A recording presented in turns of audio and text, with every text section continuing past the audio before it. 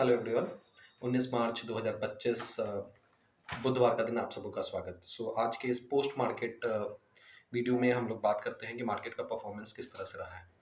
Indian market की अगर हम बात करें तो इंडियन मार्केट जैसे आज लगातार तीसरे दिन रहा जो जबकि पॉजिटिव सेंटिमेंट्स के साथ में मार्केट ट्रेड करते हुए नजर आया है।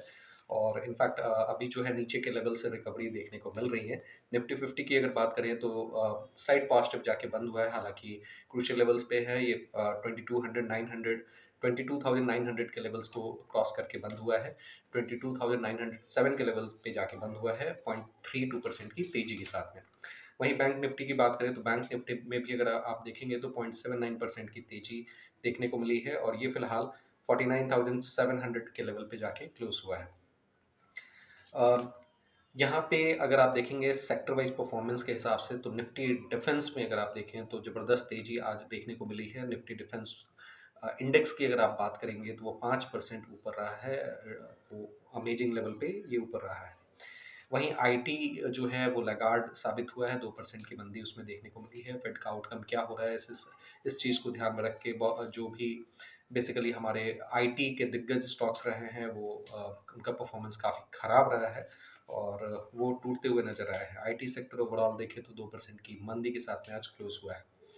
आईटीसी भी अगर आप देखेंगे तो 1.5% की मंदी के साथ में क्लोज हुआ है।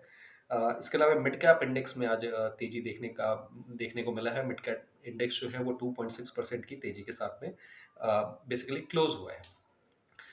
अगेन अगर इसमें इंडिविजुअल स्टॉक स्पेसिफिक अगर हम लोग चर्चा करें तो कुछ स्टॉक्स में मतलब एक तरह से आग लगी हुई नजर आई।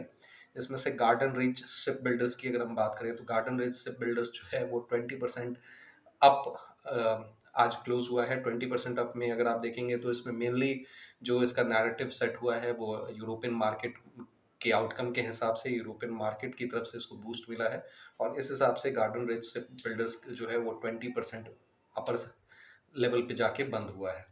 वहीं कोचिन शिपयार्ड में भी अच्छी खासी तेजी देखने को मिली है। इसके अलावा राइट्स का भी अगर देखें तो राइट्स लगभग 9% की तेजी के साथ में बंद हुआ है। जीआर इंफ्रा की अगर बात करें तो जीआर इंफ्रा को NH national highway authority of India की तरफ से जो है लेटर ऑफ अप्रूवमेंट मिला है और इसमें अगर आप देखेंगे तो इनको एक प्रोजेक्ट अलॉट हुआ है जो कि मोर देन 4200 करोड़ का है। तो इस हिसाब से भी जीआर इंफ्रा में 14% की तेजी के साथ में ये स्टॉक जो है वो बंद हुआ है। इन स्टॉक्स में ज़्यादातर आप देखें तो सेंटिमेंट्स के हिसाब से और प्लस कुछ स्पेसिफिक न्यूज़ रहे हैं जो इनको लॉन्ग टर्म के हिसाब से और इनमें कुछ तेज़ी बनाए रखने की उम्मीद रहेगी। तो ये सारा सिचुएशन फ़िलहाल देखने को मिल रहा है।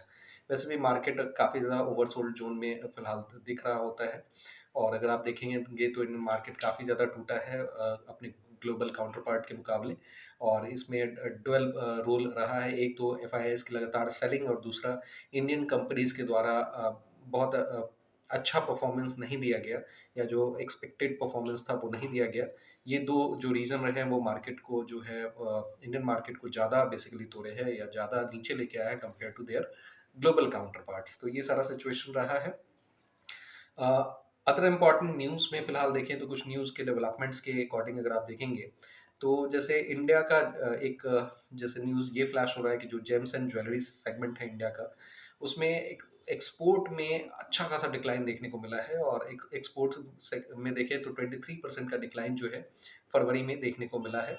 और इसका जो कारण मेंशन किया गया है कि यूएस, चाइना और जो G7 कंट्रीज़ हैं उनकी तरफ से जो डिमांड है वो काफ़ी घटा है और इस कारण से जो है जो जेम्स एंड ज्वेलरी में जो एक्सपोर्ट सेगमेंट है उसमें डिक्लाइन 23% का देखने को मिला है। और ये डिक्लाइन वैसे अगर आप देखेंगे तो डबल डिजिट डिक्लाइन आपको हर एक सेगमेंट में देखने को मिलेगा, चाहे वो आर्टिफिशियल डायमंड के सेगमेंट में हो,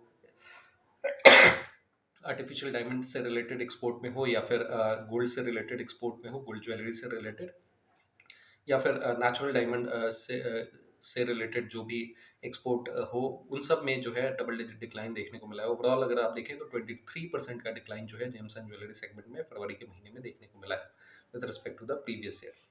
तो ये एक हैवी डिक्लाइन है और इसमें रीजन जो है मेनली जो है हम्बल डिमांड होने के कारण से जो G7 कंट्रीज या फिर यूएस, चाइना है उनकी तरफ से होने के कारण से ऐसा देखने को मिला है। इसके अलावा एक अदर न्यूज़ में अगर आप देखें तो म्यूचुअल फंड होल्डिंग के हिसाब से अगर आप देखेंगे तो फिलहाल एक न्यूज़ आर्टिकल के हिसाब से कुछ मीडिया सोर्सेस में ये चीज़ फ्लैश हो रही है, आप इसको कंफर्म भी कर सकते हैं कि जैसे कुछ म्यूचुअल फंड हाउसेस द्वारा जो है पर्टिकुलर स्टॉक्स में अपनी होल्डिंग्स घटाई गई है। और अगर आप देखेंगे तो ये चीज़ें जैसे निफ्टी 200 का जो बास्केट है उनमें से कई सारे स्टॉक्स जो हैं इंडिविजुअल स्टॉक्स हैं, उनमें से होल्डिंग म्यूचुअल फंड होल्डिंग अगर आप देखेंगे तो पिछले क्वार्टर में जो इनका परसेंटेज था और इस क्वार्टर में जो परसेंटेज है दोनों में जो है डिफरेंसेस देखने को मिल जाएगा। जैसे सितंबर क्वार्टर में पहले इनकी होल्डिंग ज़्यादा थी और अभी दिसंबर क्वार्टर में आके इन्होंने अपनी होल्डिंग घटाई है।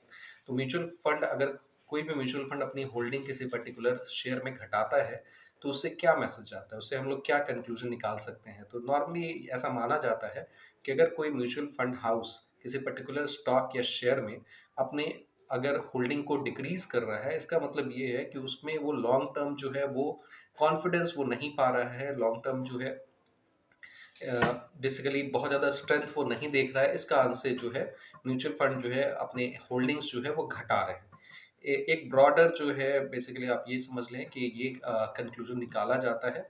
और नॉर्मली जब किसी स्टॉक का नैरेटिव चेंज होता है उसके अच्छे प्रॉफिट बनाने के या फिर और पैसे बनाने के जो चांसेस थोड़े से हम्बल जब होने लगते हैं तो इस तरह की सिचुएशन देखने को मिलती है।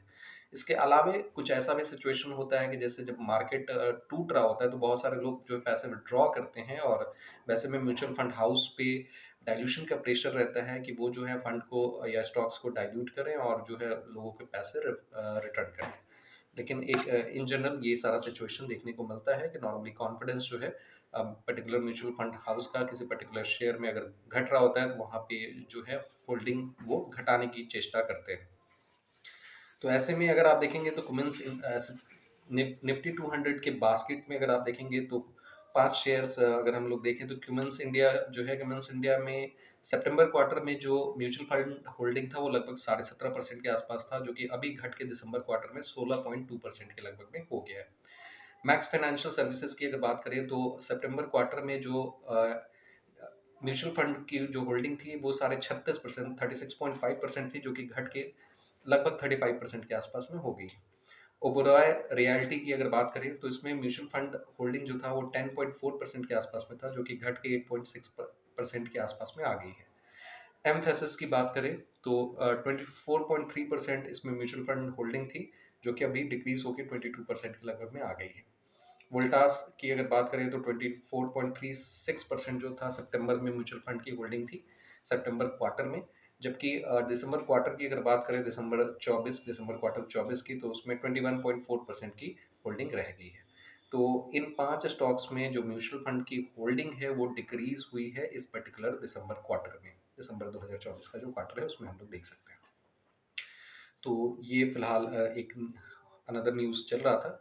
एक और न्यूज़ के हिसाब से देखें तो एमसीएक्स जो कमोडिटी एक्सचेंज है, मल्टी कमोडिटी एक्सचेंज है, उसमें 10 ग्राम गोल्ड कॉन्ट्रैक्ट जो है वो ट्रेडिंग के लिए अवेलेबल होंगे 1 अप्रैल 2025 से। और इसमें अगर आप देखेंगे तो मिनिमम प्राइस मूवमेंट जो है ₹1 का वहाँ पे हमको देखने को मिलेगा।